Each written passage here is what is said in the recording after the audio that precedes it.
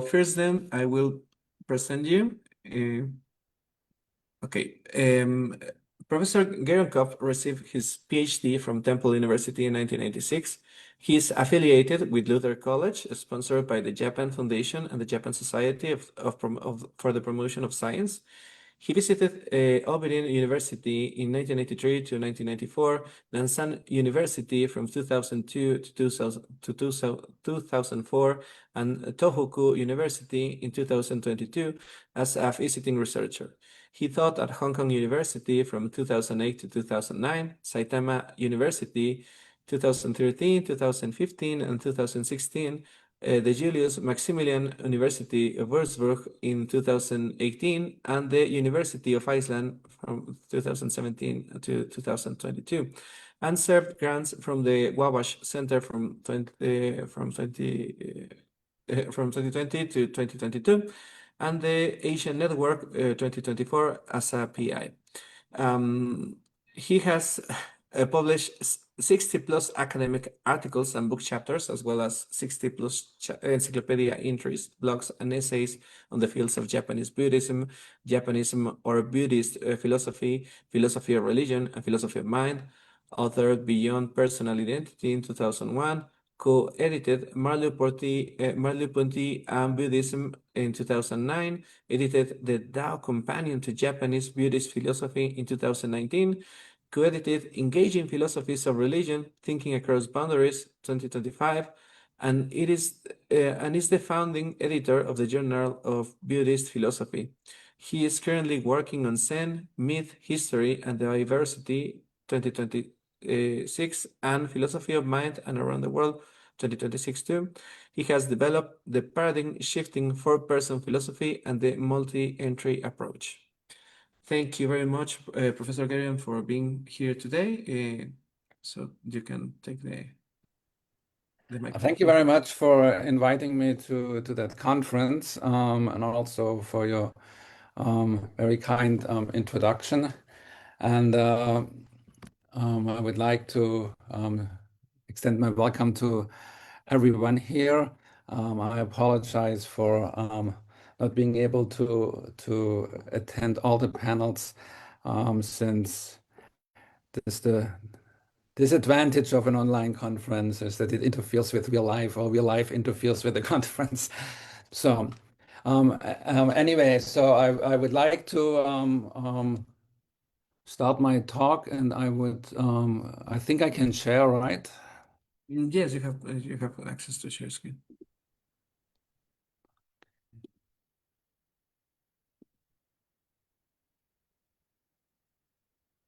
Now I just need to start the slideshow. All right. So my topic today is a fourth person philosophy, a new way of globalizing trends in Japanese philosophy, and it shouldn't be a quotation mark, question mark. It should be. I think I will land on an assertion for that. I like to start with an apology, and the apology is that I will focus here not so much on Japanese philosophy, but on the new paradigm that I've developed coming out from Japanese philosophy, the fourth person philosophy. And I would like to do that by telling you four stories. I assume that I have about 50 minutes. Is that correct? Yes, 45 minutes to 1 hour. Okay. So you can Okay. So I will. Thank you. So I will land on 50 to 55 minutes somewhere. So I would like to start with I tell you four stories, but weave into those stories that philosophy that I would like to introduce to that conference today. The first story is the story about a young PhD in Japanese philosophy who was struggling to translate Japanese philosophy into the language of Anglophone academia. And I got attracted in my first year in grad school at Temple University by taking seminars with Professor Nakatomo on Japanese philosophy, and I was intrigued by the Japanese philosophy, by especially Dogen and Nishida, by the questions they ask and by the way they answered the questions that I had. So after I finished my dissertation, I got my position at Luther College, and I received a postdoc at Nansen University, and I spent this 2 years to read my way through Nishida's collected works and all the works around it that I could find. And I assume that many of you are familiar with the main outline of Nishida philosophy. He starts with developing the concept of Junsei Keiken, pure experience. Actually, he borrows that from William James and then twists it a little bit. And then he keeps shifting paradigms. He uses words like the logic of Basho, the absolute thou. He talks about the dialectical universal, and he talks about the self-identity of the absolute contradictories. And at the end of his life, he lands on two phrases, Gyakutayo, which is inverse correlation, a relationship between humans and the divine, and the Byojote, which he borrows from the Zen canon, which translates into the depth of the everyday. And what's really interesting is in 2004, at the end of my 2 year postdoc at Nansen, I attended the first conference of the Society for Nishida Philosophy. And in some sense, the conference was a bit disappointing because they were most presenters were repeating Nishida's terminology. And I found that there was a very strong disconnect between sort of the language that Nishida uses and the language that we use in academic philosophy today. So as I said, I was trying to cast my net wider. So you not only have Nishida's language of the logic of Basho or the self-identity of the absolute contradictories, which sometimes it's translated as the unity of the opposite, which I think is a bit weaker than Nishida's formulation. I read Hisamatsu Shinichi's essay on Toyote Kimu on what is translated as Oriental nothingness, and I looked into Suzuki, who was saying that Nishida and Zen philosophy, even though I had my doubts that Nishida was Zen philosophy, but I could see the similarities, is beyond rationality and irrationality, and sort of implies an Hegelian dialectic and says that so you have the discourse of rationality, we have the discourse of irrationality, and the Zen discourse does something new. And obviously that it's very much in line with a lot of with a lot of rhetoric from the Zen canon, in which you have a very strong presence of poems and heuristic devices that imply that three-step. And actually, you may be interested in that, Xavier, because I would say that the three-step isn't rationality, irrationality, and the trans-rationality, but rather it's objectivity, it's subjectivity, and something that is transcended, that transcends the opposition of objectivity and subjectivity. And so you have that approach of saying that what Nishida does is sort of almost a Hegelian or dialectic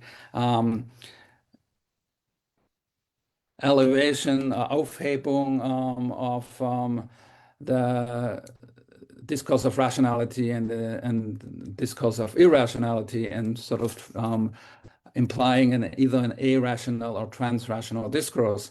On the other side, you have people like Jim Heisig, who in his Philosophers of Nothingness, again coins a category of how to understand Nishida and his disciples.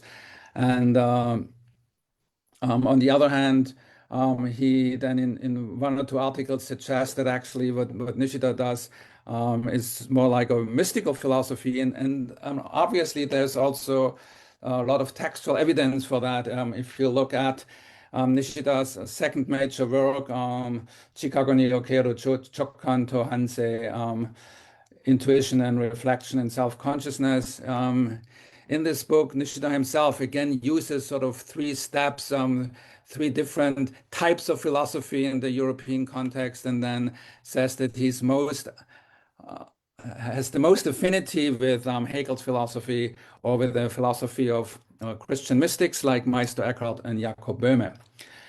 So then, among the people that I read and that I encountered, the one that seemed the most promising to me was Itabashi Yujin, who tried to do something completely different and to frame Nishida's philosophy as Tette Teki Hikyo Shugi, as pervasive critical philosophy, and uh, that appealed to me because he was trying to to bridge the gap between Nishida terminology and the terminology of our discourse in Anglophone academia. And even though most people here that I see, myself included, are not English speaker or not native English speakers, but it seems to me that most of the conferences, um, and I apologize that I cannot contribute in Spanish, but that English is sort of the pervasive paradigm in which global philosophy is done today. So that's the first story that I wanted to share with you. The second story is something that happened more recently. In 2014, Timothy Nepper at Drake University asked me to start a seminar at the American Academy of Religion. And the seminar was to develop a global critical philosophy of religion. So we started in a group that now is over 150 people, and there we have members who do Yoruba philosophy, who do Isinto philosophy from South Africa. We have a lot of South Asianists. We have a couple of East Asianists. So we have people who do philosophy in different traditions, and the the question here is how do we talk to each other in such a way that we do not assume a universal paradigm or perennial philosophy, that we use by default the Anglophone discourse as the discourse in which everything else is translated into, and that then becomes the dominant paradigm. And it is in this context of that group, of that international group, that I developed the fourth person philosophy. So that was the second story. The third and fourth story I will add in later. So I would like to now a little bit talk about the philosophical issues at hand. And so the issues for me are those two: how to find a paradigm to do global critical philosophy without privileging one paradigm over the others, and without assuming some universal, non-linguistic, transcultural standpoint. So that's the second question. The first question, the driving question of my first story, was how to translate Buddhist philosophy, Nishida philosophy, into academic Anglophone language, and also how to make Nishida philosophy concretely applicable to 21st century discourses. So those are the questions that drive my search, that helped me to understand or helped me develop what I call fourth person philosophy. So what I would like to do now is actually to jump a little bit into the history of philosophy. And what I really find helpful in Ishida is that very late in his life, he gives a nod to people that came before him, and the nod he gives to the Huayan thinker Fa Zhang And also he gives a nod to Lynchy and to Shinran and Dostoevsky. Now, so philosophically, I think that the philosophy of Hawaiian philosophy um, has a lot to offer, and um, and a lot to offer in providing a paradigm or helping us to develop a language that crosses cultural boundaries, or that provides a method that we can have that answers the two questions that I've been asking. How can we cross cultural boundaries, and how can we make Nishida applicable? So I would like to step not only back to Hawaiian, but a little bit further. I'd like to step back to Jainism, and I have to change something here because here we go. So I would like to talk about Anikandavada. Anikandavada is one of the main philosophies coming out of Jain Buddhism. It means it means non one-sidedness, and the non one-sidedness is usually exemplified with the elephant in the room. You all know the story of the elephant, that you have blind people touching various parts of the elephant and saying that the elephant is elongated, the elephant is like a tail, the elephant is heavy and round, so that people are caught within their perspectives, and then mistake their own perspective for the whole, or for the objective, the non-perspectival view. So the idea of Anikantavada is the one of non-one-sidedness, which implies a multi-perspectivism. And let me.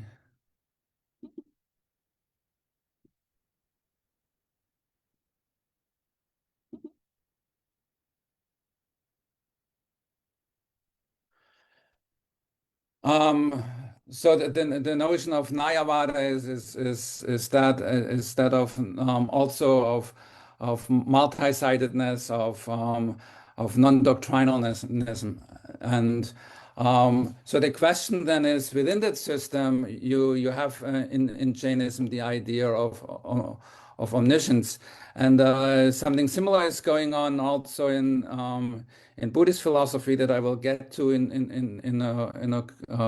a minute, and the idea is that Buddha's omniscience is different from the omniscience of, for example, the monotheistic gods. The monotheistic gods knows everything. Buddha knows all individual perspectives. So Buddha does not take on a super perspective, but actually just is able to assume an infinite number of perspectives. So this is the idea of Anekantavada was developed within Jainism within Mahavira, the founder of Jainism. John Koller talks about the two core standpoints, and the two core standpoints are the standpoints of sameness and difference, and they can be seen in the seven-valued logic of Saptabhangi. Now, I'm not going to get through all of them. The idea is that I just want to read the first two ones of those seven to give you an idea of how that seven-valued logic works. It's somehow, from one particular point of view, a thing may be said to exist as itself. However, somehow from another point of view, the thing does not exist as itself, but possibly as something else. So this is a very systematic approach to this notion of perspectivalism, and articulates the fact that by using those two, what John Koller calls core values of difference and sameness, to articulate how the multiplicity of perspectives is being created. So this is my short excursion into Jainism because I think that the concept of Anekantavada is exemplifying sort of the dilemma that comes from my question one is how can we have multiple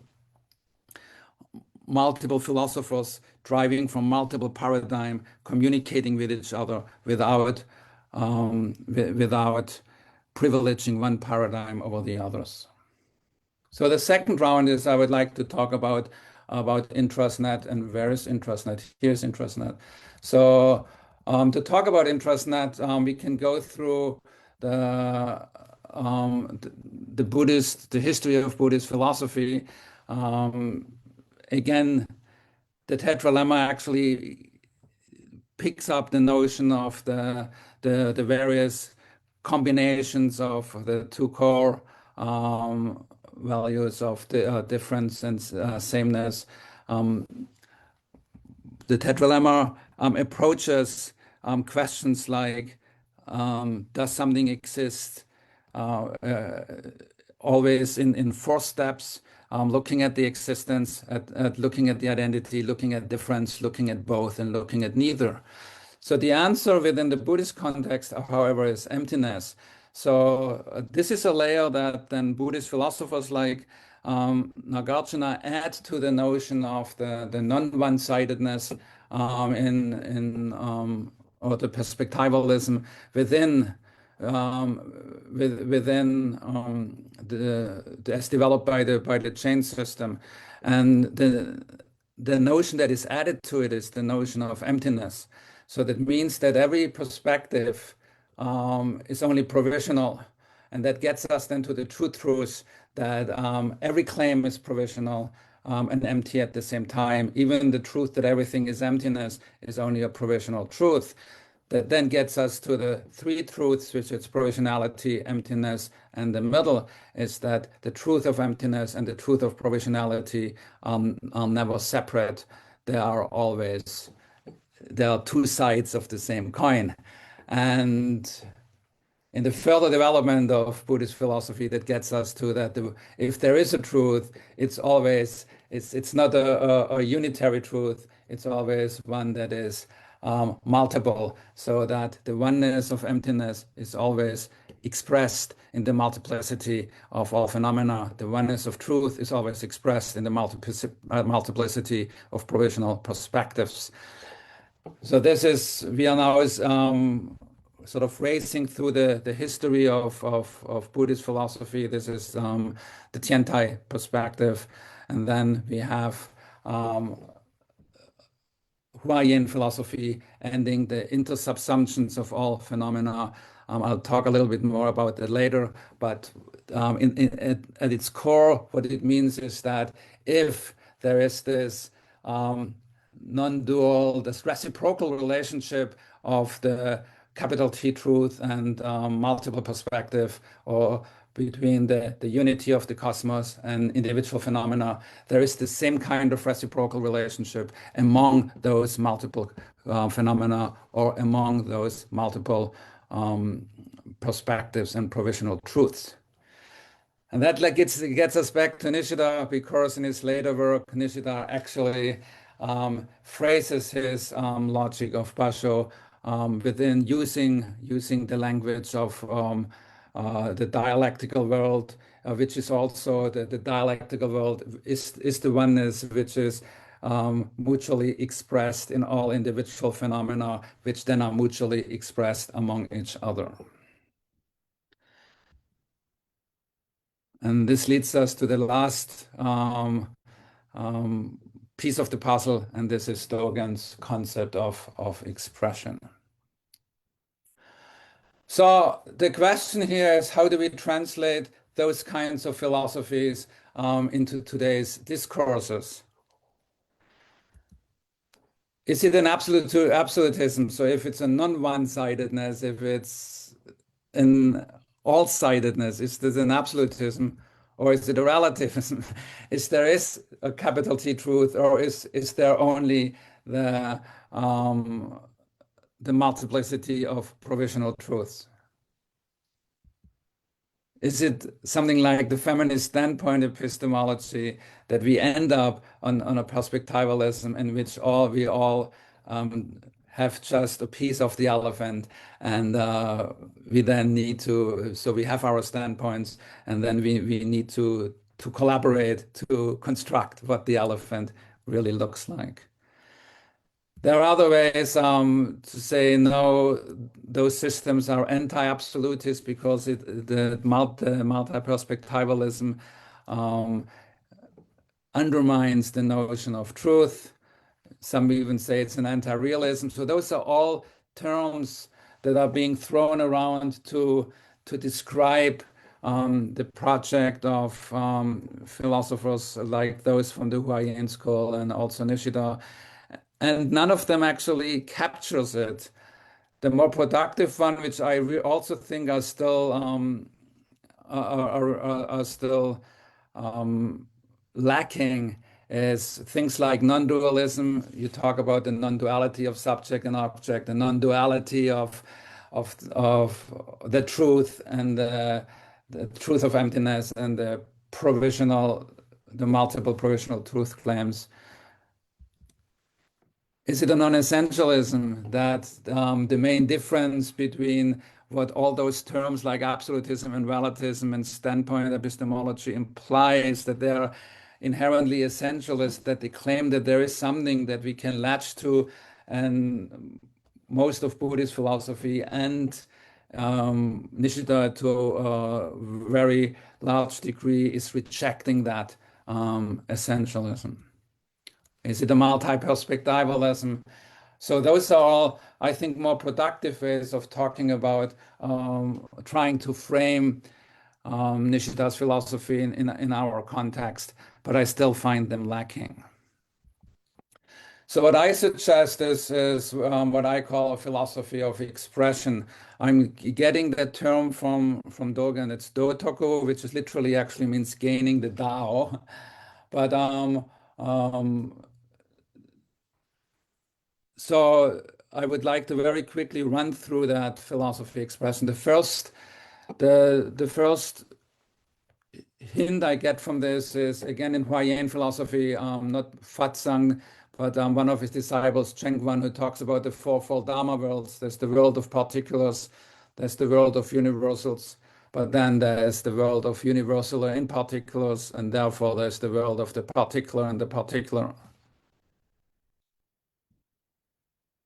Then Nishida Kitaro runs with that. And he, in his Tetsukaku no Konpon Mondai, the fundamental problem of philosophy, he introduces the notion of the fourfold determination, which is the self-determination of the universal, which is finds itself in the mutual determination of individual and universal, which finds itself in the mutual determination among that should be particulars, and then in the self-determination of the individual. Mutai Risaku takes his notion of the universal, the world, and the individual further by introducing an intermediate step, which is a particular society. He gets this idea from Tanabe Hachime, and then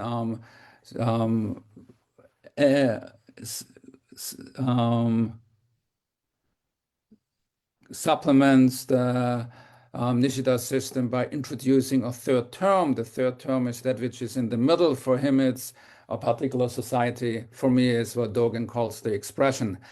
And the way Dogen defines expression is that totality, individual, other are identical yet different.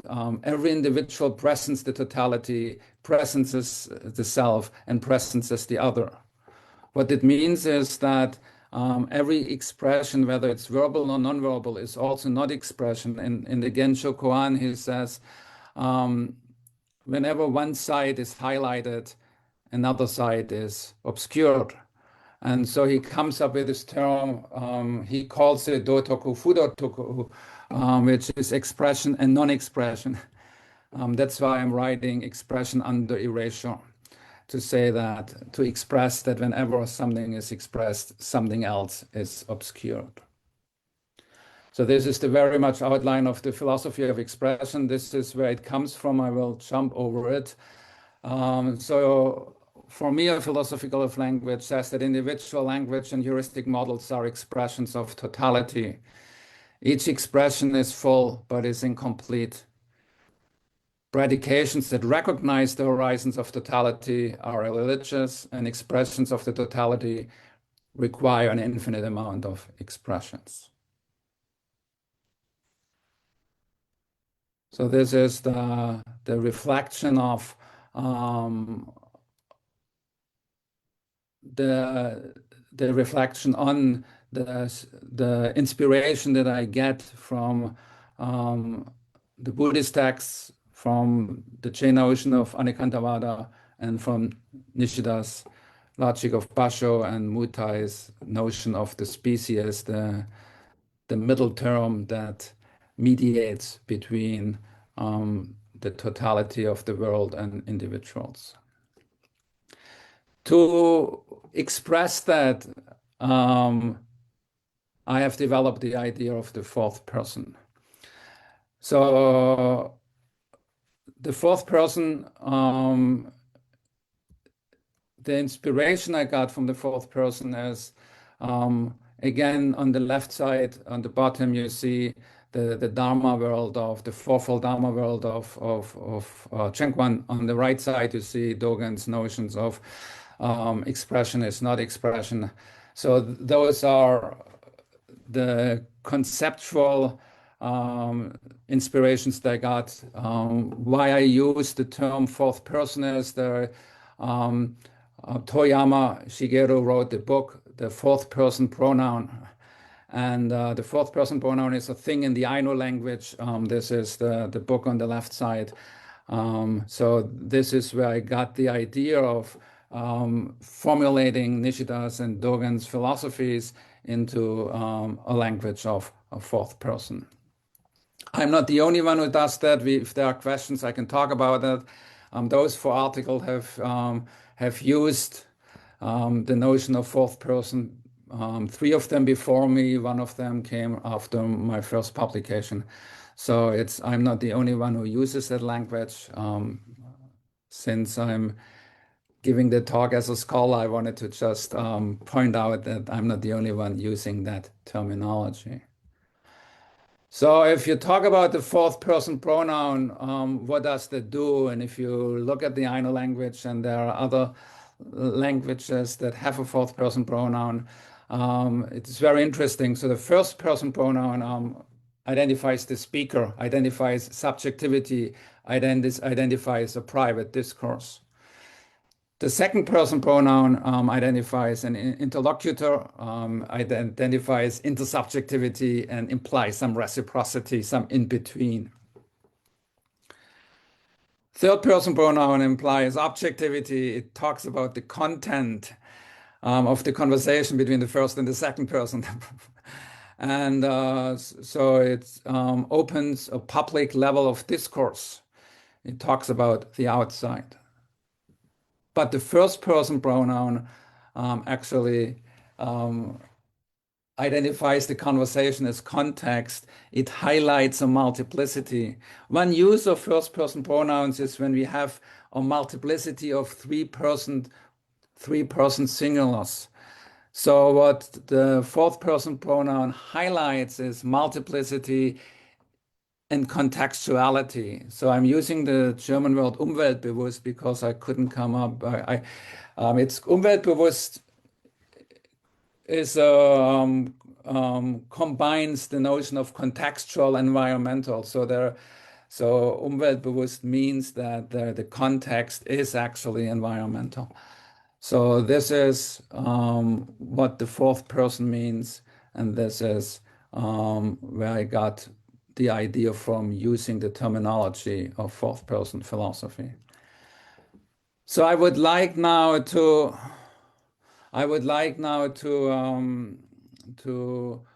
tell you another story, and I would like you to tell the story of a monkey and a wolf. And so I've wrote those poems to indicate what the first person philosophy implies. And I wrote them in Chinese, but I will read them to you in English.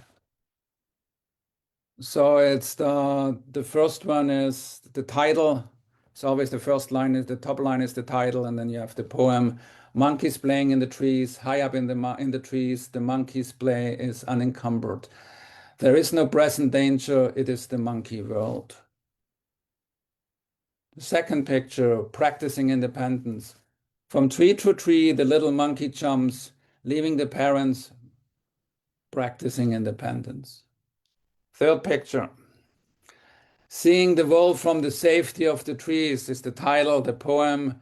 The top of the trees feels peaceful and safe, even though wolves howl in the distance.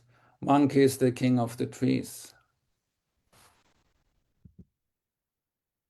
Second round is the fourth picture, the title, Monkey Encounters a Wolf. To explore new worlds, monkey leaves the trees when all of a sudden a wolf shows up. Fifth picture, wolf chases monkey. The ferocious wolf chases the monkey who escapes into the trees. Who is the king now? Sixth picture, the promise of a truce. A truce is reached. Each has their territory. The wolf roams the land. Monkey rules the trees.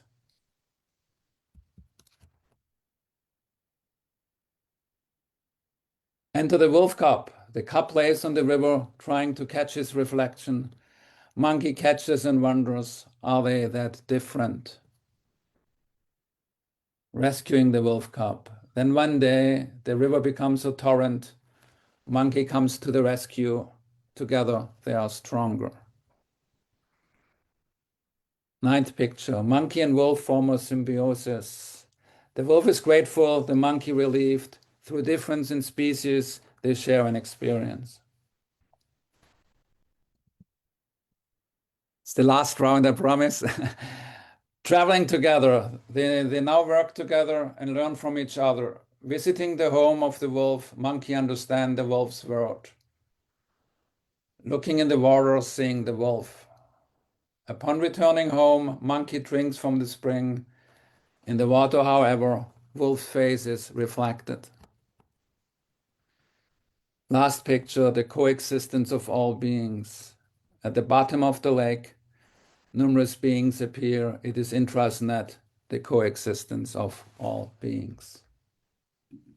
So that was the third story. I developed the story because when I was starting to introduce the notion of the fourth person, I've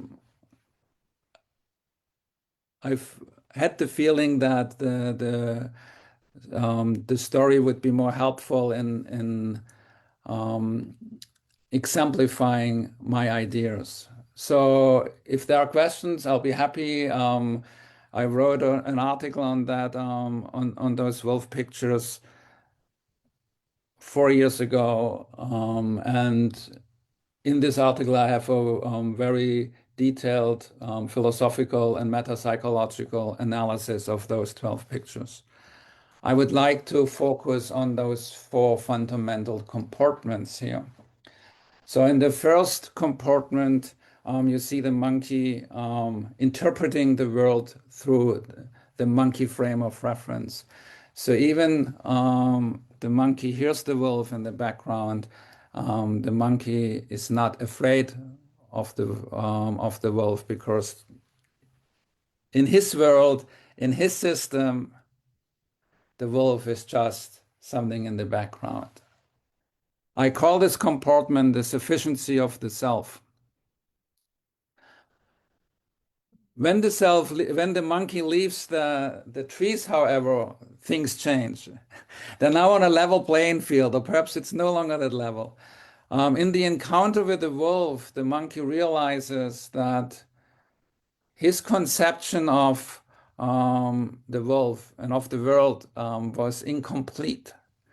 So in the encounter with the other, the monkey realizes the limitation and the subjectivity of their own world, of their own conception of the world. I call this the encounter of the other. The third compartment, now you have a little wolf show up, and this obviously may remind some people of Mencius, the second book, the sixth paragraph, when he talks about the child that falls into the well. I call this the third of the face, the face of the third. I call this the face of the third. In seeing the wolf cub, the monkey identifies with it.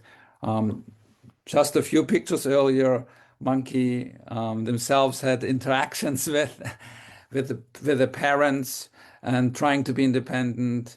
Now the monkey sees the wolf cub going through the same thing, so feels an affinity with that. And what happens when you have a third person entering the juxtaposition between self and other? The juxtaposition between self and other is broken up by the third person.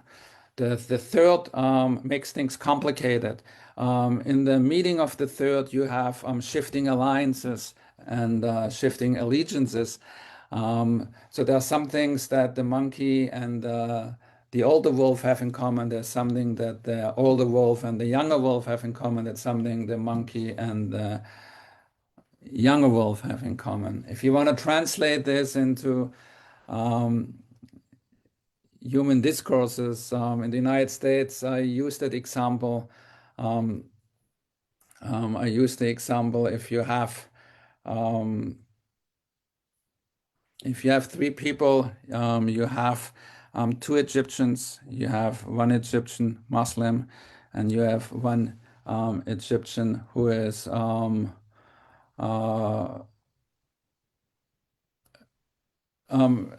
you have three people. You have an American feminist Christian, you have an Islamic Egyptian feminist, and you have a conservative Egyptian Christian.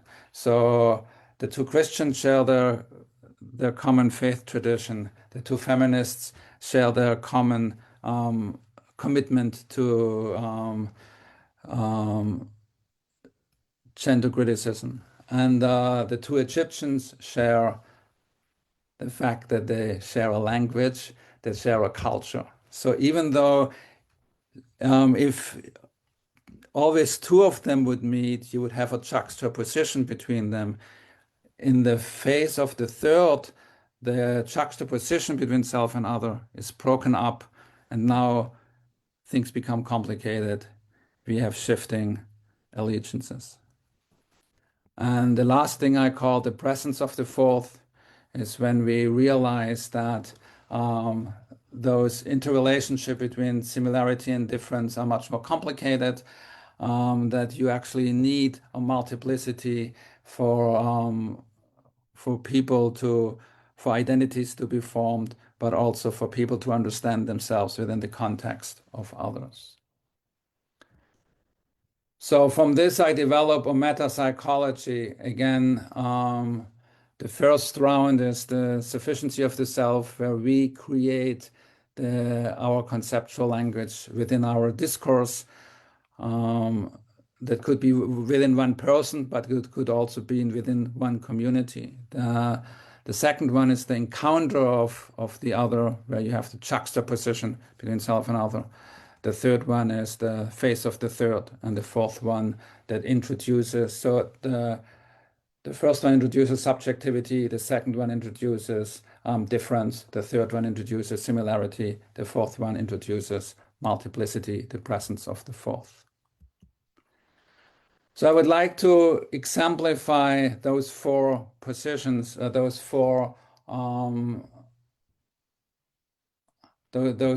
compartments: the sufficiency of the self, the encounter of the other, the face of the third, and the face of the third, and the presence of the fourth. So, for example, if you talk about cultural attitude, ethnocentrism is an expression of the sufficiency of the self. The clash of civilizations is an expression of the encounter of the other.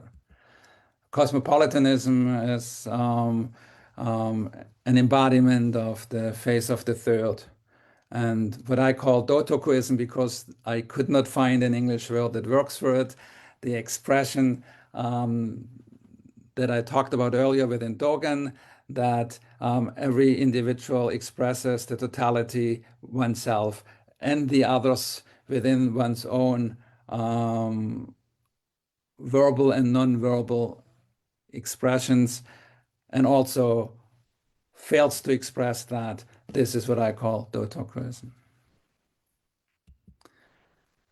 So if you look about it in terms of philosophical method or academic method, if you have a methodological dogmatism, sufficiency of the self, disciplinary competition is the encounter of the other, cross-disciplinary collaborations is the face of the third, and multidisciplinarity is the presence of the fourth.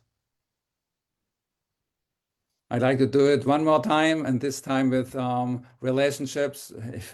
In terms of interpersonal relationship, narcissism is an example of that sufficiency of the self. Marital conflict or marital arrangement is an example of the encounter of the other. The idea of a soulmate, where we attracted without any reason, without any expectation to someone, is the face of the third, and the mutually respecting partners as the presence of the fourth. So those for second round, last round is if you interpret my presentation on your own terms, this is sufficiency of the self. If you look for differences and you have an antagonistic attitude, like, oh, it's boring, it's getting too long, what is he talking about? So that is the encounter of the other. If you search for similarities in my talk, this is the face of the third. And if you make a critical analysis and see where people stand, what are the similarities, what are the differences, what do we complement, how do we complement each other, what do we contribute to each other? This is the presence of the fourth. It's complicated, so there are multiple layers to it. I don't want to spend too much time on that. I see that I have only 10 more minutes, so I would like to get to the applications here. So these are the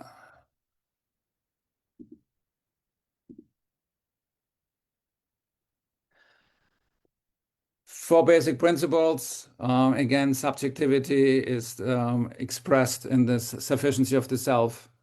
Externality is expressed in the encounter of the other. Universality is expressed in the face of the third, and multi-subjectivity is expressed in the presence of the fourth.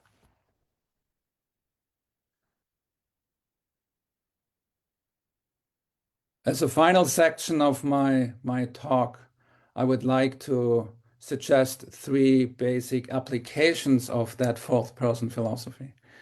And for me, those are applications that I always saw in Huayan philosophy and Nishida's philosophy. But as long as I was dealing in the language of logic of Basho, of the self-identity of the absolute contradictories, those applications were hidden. It's the translation of Nishida's and Huayan's philosophy into the fourth person terminology that brings out for me the application. So the three applications is intercultural multi-log, is a global critical multi-entry philosophy, and is a social political philosophy. And I will only talk about the first one. If there are questions, I'll be happy to talk more about the other applications. So the first application of the fourth personist philosophy is how to get out of the being stuck in either ethnocentrism into the terminology of clash of civilizations, or being stuck in the notion of universality, we are all the same, that denies differences, that denies uniqueness. I've used the same method to develop what I call a multi-entry philosophy, which is where different philosophical paradigms and approaches interact with each other. I've collected the first round of essays in multi-entry philosophy in the book Engaging Philosophies of Religion, where we had 18 authors. Each author presents their own approach, presents their own terminology of philosophy, and then engages with the others and sees where that interaction, that open engagement leads the various conversation partners. Such a philosophy does not have one paradigm, so you have multiple paradigms interacting on hopefully an equal level. And I've also tried to translate that into social political philosophy, but that would be a talk in itself. So in the last 5 minutes, I would like to just look at the various principles that would facilitate such an intercultural multilogue. And so the first one is there are 4 conditions. The conditions for everyone entering that multilogue is awareness of our historical location. It's important that everyone is protected, that people feel safe, because in reality there are power differentials. So in order to alleviate those power differentials, I suggest that we have to protect all participants. We have to remember the past and envision the future, and we have to seek the common good. So those are the 4 conditions that I see of such an intercultural multilogue. There are 4 assumptions. There are epistemological assumptions that God's perspective is not possible, that knowledge is perspectival, and even in this system, like in the notion of intrasnet, and within the Avatamsaka, the Ryan Sutra, Buddha is omniscient, but Buddha doesn't have a view from above. Buddha has only infinite views from inside, views from below. Buddha is able to assume all an infinite of perspectives at the same time. The world seen from one perspective is incomplete, incoherent, but the world seen from all perspectives is complete but incoherent. And so this sets up the framework for a conversation between cultures, but even more so between philosophies. There are 4 basic principles. Each position expresses commonality fully, but not completely, in the same sense in which every human being expresses humanity fully, but not completely. In order to have a complete picture of humanity, we would need an infinite amount of humans across times, across places. Positions are posited vis-a-vis each other, and so we have to understand that. And then in the dialogue, all positions are included. And that leads me to the principle, knowing the self is understanding the other, knowing the other is understanding the self. And to conclude my talk, I would like to talk about the 4 practices, which I again think is implied in some of Nishida's writing, and is implied in Huayan philosophy. It's an ethics of understanding. When we encounter and assess each other, the goal is to understand, not to judge. We do that by putting ourselves into the shoes of another in the same way in which the monkey put himself into the shoes of the wolf. So then the goal of a multi-log is standpoint analysis. That means is we understand where we are among everyone else. Again, no one is privileged. We are all one of the infinite expressions of the cosmos, of the truth of emptiness, um, or if you prefer Nishida's language, the basho. Thank you very much.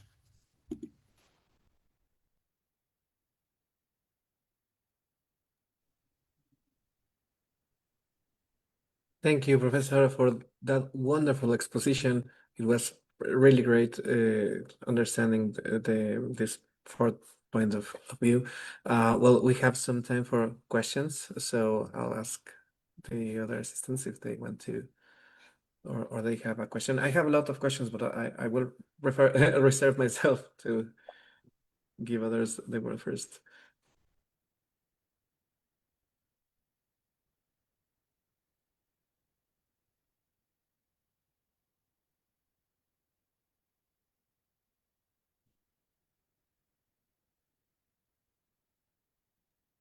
I know it's Okay. overwhelming, so it's I encourage also people just to ask me to actually explain some of the ideas in more depth. I'm very happy to do that. I see there are no questions on the Facebook feed. Well, if no one else is asking at the moment, I'd like to take the word for a minute. I was thinking about how this last point of view that you were mentioned, that the world is incoherent but complete. And I was thinking about well, during all the talk, I was thinking about the notion of immanence, but not the traditional immanence, which is more likely associated with Spinoza, which is like there's this first substance and then everything is immanent to it, but rather like the idea that everything is truly connected, and then it just gets evident in a way that we experience that connection even through immediate ways of knowledge, like the spiritual dimension or art or this kind of ways that can kind of present this connection of the world, but in an incoherent way, right? That's right. The first difficulty is when we deal with pre-modern texts, Buddhist texts, is that people like Dogen and Chengguan don't distinguish between ontological and epistemological levels. So they're going back and forth between the interconnectedness and then perspectivalness, right? So Nishida, obviously having read European philosophy, is more sensitive towards the distinction between ontology and epistemology, but in Dogen and Chengguan we don't find that. So there's not only the interesting thing about the intranet is the net where everyone is a diamond and we all connected and everyone reflects the whole net, but all the other individual ones at the same time. It's not only a connection, is that the the wholeness of the net is only known through the individual ones. And this is where the incoherence comes in, because coherent system always imply a basis. So the if you want a coherent system, you need a set of premises, you need a set of assumption. So you are in your standpoint. But if there are multiple standpoints, then you have multiple basic assumptions which are at odds with each other. So, and this is where the incoherence comes in. And the way European philosophy gets away with that is by implying a view from above. But so that's why where the notion of God comes in. But I mean, when scientists want to talk about objectivity, they imply at least the older version of the scientific premise implies that it is possible for individuals to see reality as it is. And this is what's the problem, because all of us see the world from a specific perspective, and this is where the incoherence comes in. So you have that one level of interconnectedness. The incoherence comes in because we don't look at the whole interconnectedness from the top. We look from within, right? And now that you mention it, I was thinking that this is basically the problem of Schelling when he's trying to um, explain that, well, we don't perceive nature as a process. What we perceive is the finite a product of nature, right? And then this is the incoherence of nature because it will assume that to perceive it, we should be able to grasp it, but we cannot grasp it but only the wholeness, which is only available through immediate means. And this is especially interesting because I think this is closely related to the problem of natural philosophy and when it broke up, the science broke up with that metaphysical construction, adopting a more well, the mechanistic view of the world and an objectual view of the world, because then we try to what we have in descriptions of science nowadays is that the subject always comes up, like in the case of quantum mechanics and if the consciousness is playing a role in the experimentation. And I think that is a very simplistic way to understand that the way in which we construct the objective level of the objectivity is limited by the demands of an ontological philosophical need, which is captured in this more closely in these approaches that are linked more directly to the subject rather than the object. This is how I kind of perceive the problem that you are grasping in a really exceptional way. That is right. I mean, you asked earlier about the subject and object, and I mean, within the Buddhist tradition, that's it's a topic from the very beginning. And I mean, the problem is that subjectivity and objectivity are actually related to each other. So it's not so that you don't have the one without the other. The way Buddhism traditionally resolves it by cognitive transformation. They locate the subject-object distinction in the way consciousness works. Um, so that's the way traditional Buddhist texts solve it. The way I want to solve it is this that you have those four basic compartments. The first one is the subject, the subjective one, the self-sufficiency of the self. And in the encounter of the other, we are confronted with externality, with objectivity. So you have that relationship. But actually, that has to be transcended, and and that's the one slide which I went through very fast because it's extremely complex. Is that at any given time we relate to the world in multiple ways. So when we say my knowledge is objective or um, I encounter the other, I encounter objectivity, we are actually again just focusing on one particular perspective that at any given moment we interrelate with the world on multiple levels, right?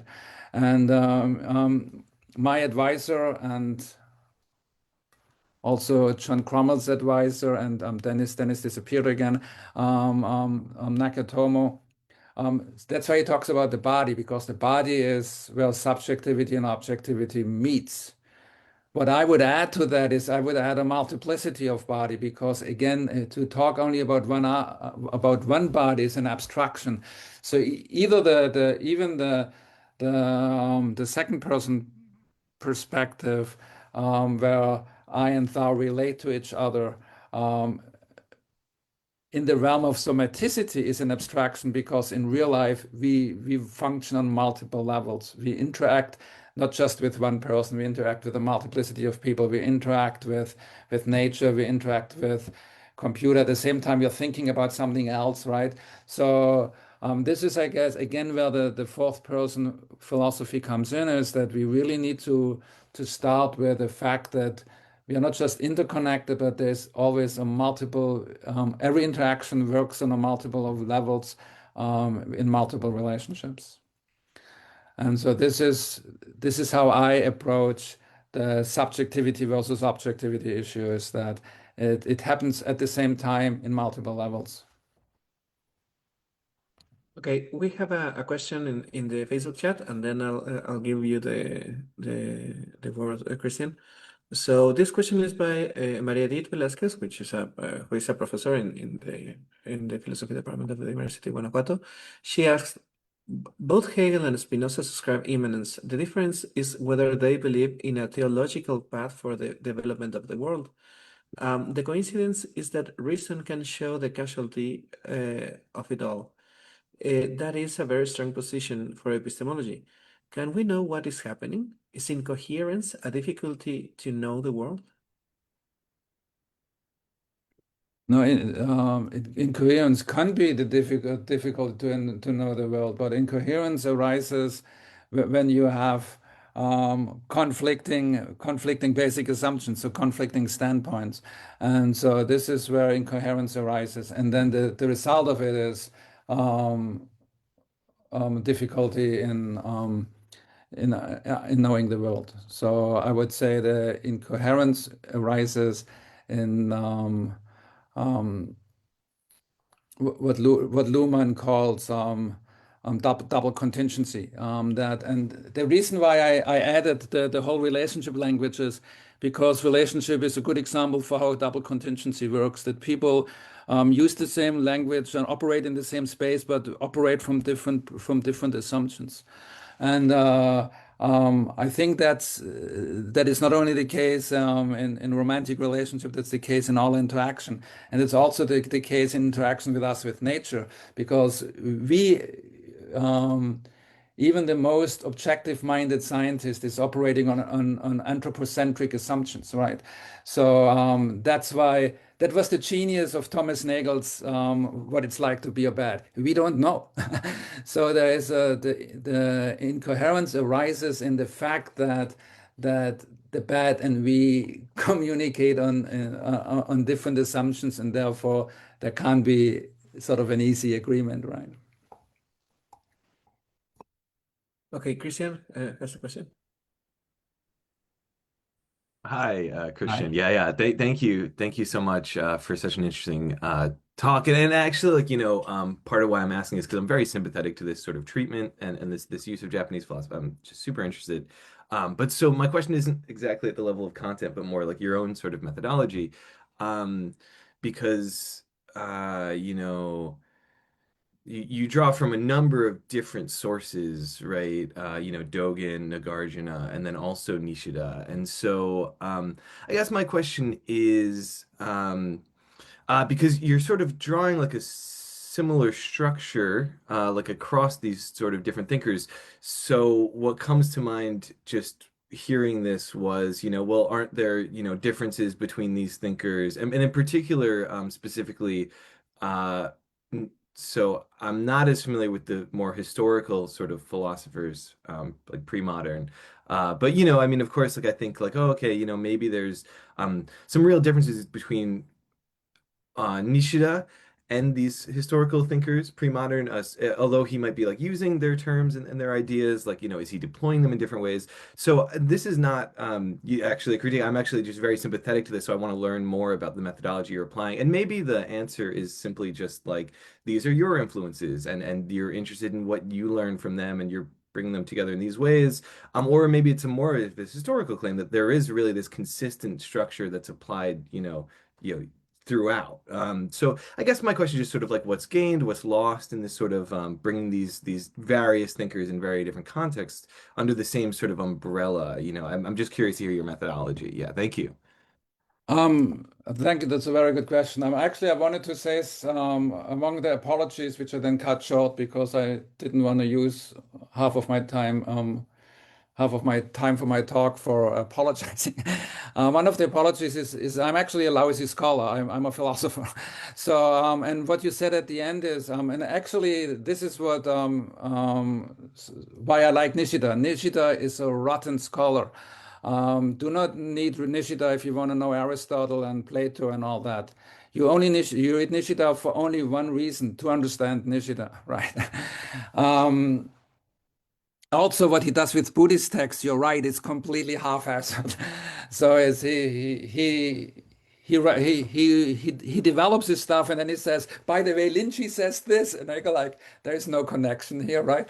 But so I mentioned those people because they influenced me. And actually, I now have to add another one. Judith Butler wrote a brilliant book called What World Is This? It's about the post-pandemic world. And she talks about, in a similar way, of how to create, more politically oriented than I am, but how to create the common world, how to create a world in which everyone is in there, right? So, so I'm using them as inspiration. And this is actually why I said, those are my stories, my story as Nishida scholar, my story as a global philosopher of religion. Now let's step outside, and now I start, and then I talk about Ainu and all that, just to explain where I get the fourth person from. I didn't make it up, right? Um,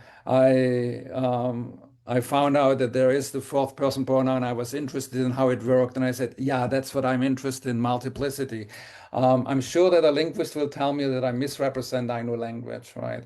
So when I talk about things, those are my inspirations. And then I'll start from scratch with the wolf story, right? And then I map those four compartments, right? So the sufficiency of the self, the encounter of the other, the face of the third, and the presence of the fourth. I want to mention those inspirations because I don't make I didn't make all this up myself. So as a scholar, I have to say that this is where I can't get the idea from. But you're completely right. Um, if you take even if I even throw in an Anekantavada from Jainism, and then Indra's net, and then Dogen and Nishida, there's a lot of differences in there that a scholar would have to work out.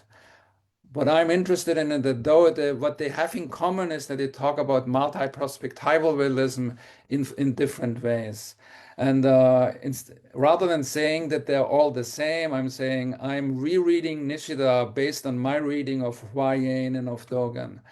And this is what gives me sort of a structural framework, which I then formulate as the fourth person philosophy. So this is my method. Um, Yes, I would need a lot of footnotes saying, no, they're not the same. No, this is different. No, Dogen goes in this direction. Right? So I completely agree with that. That's a good question. Thank you. Thank you. Yeah, yeah. And very interesting.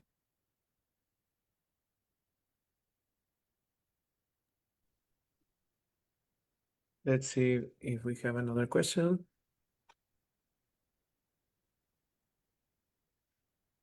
Well, another really interesting aspect that you pointed out was having an actual practical method, right? This idea of that you grounded on psychology on, and that is really interesting because it's kind of unusual have these concrete applications of philosophy, and I think that is a very rich perspective.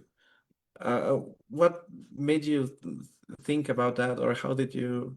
Uh, what were you planning to do? Because the monkey passage was also great in that regard.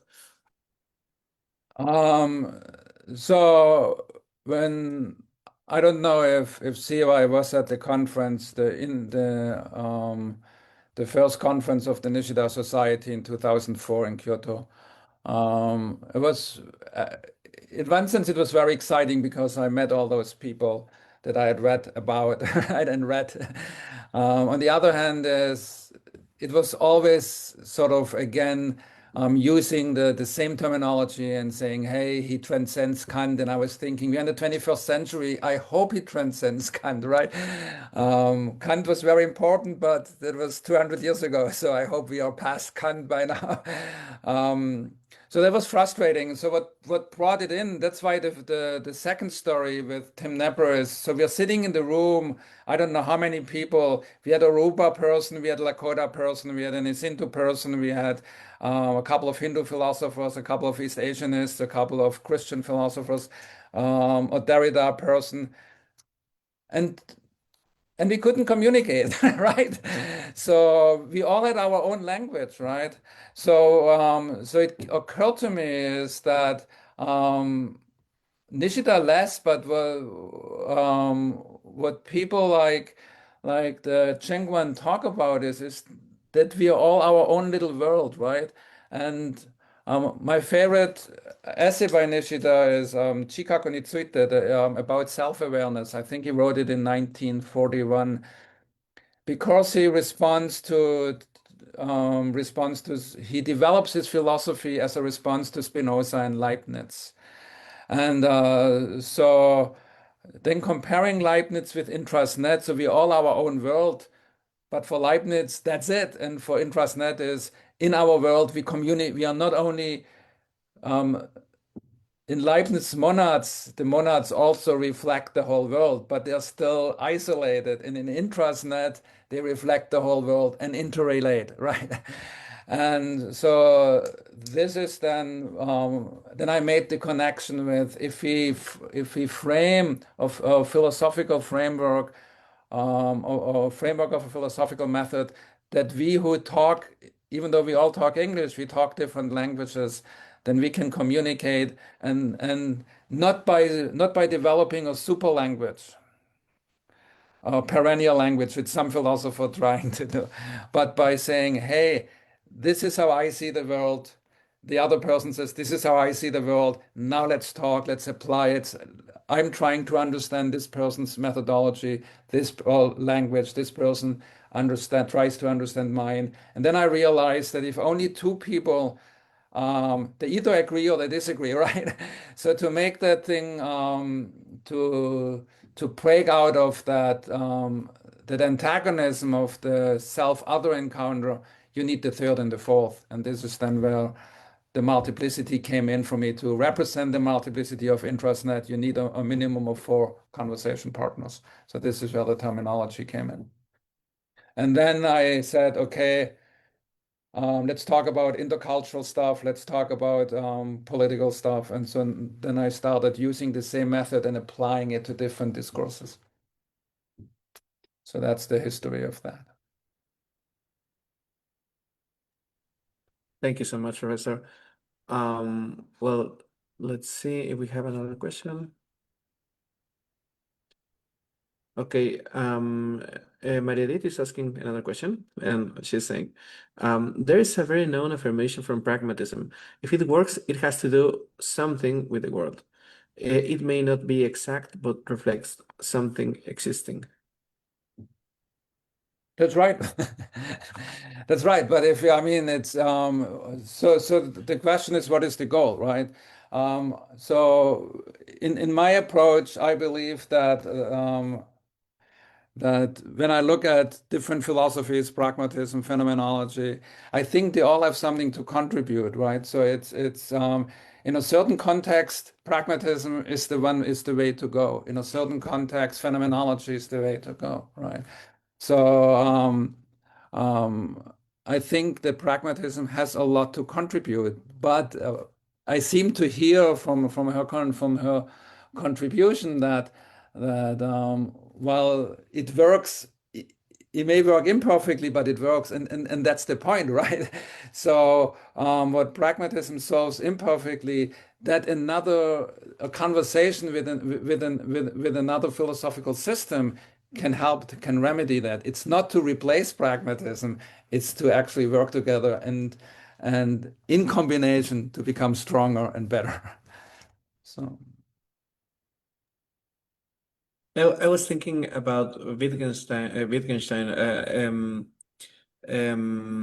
use the term of use, like we can say that this is useful for a certain context and this is useful for a different context, right? Like exactly. That is, I mean, the little what I've read about Wittgenstein, I like him. So it's just as you all know, so when you do your dissertation, you have to focus on one thing, and then also if you want to have a job as a professor, you have to sort of mark your territory and focus on one thing. That doesn't mean that I don't like the others. It just means that I've dedicated most of my career studying Japanese texts. So this is which formulates my perspective. But again, what you said about Wittgenstein, it's very appealing to me. So well then. Okay. it seems that we don't have any more questions. Well, if it's okay for you, then I think we can close the session. Yeah, I think it's late both, at least in Iowa and Mexico. It's getting Yeah, 10 it's a bit p.m. late here. I mean, Siva is probably getting ready to leave the house. So it's if there are questions, I'd be more than happy to answer them. If there are no questions, we don't have to extend. Okay, then, well, I'd like to thank you again for your conference. It was really great having you today and listening to your method and seeing these applications of it. It was great having this discussion, and I hope we can again will coincide in another event and keep talking about these topics, maybe in person, who knows. Then I would like to thank everyone for assisting to this event. That it was really great to see everyone talking and going back and forth from themes that seem completely different, which are Mexican philosophy and Japanese philosophy, and then managing to find things in common. And honestly, this was great, and it surpassed my expectations about the conferences.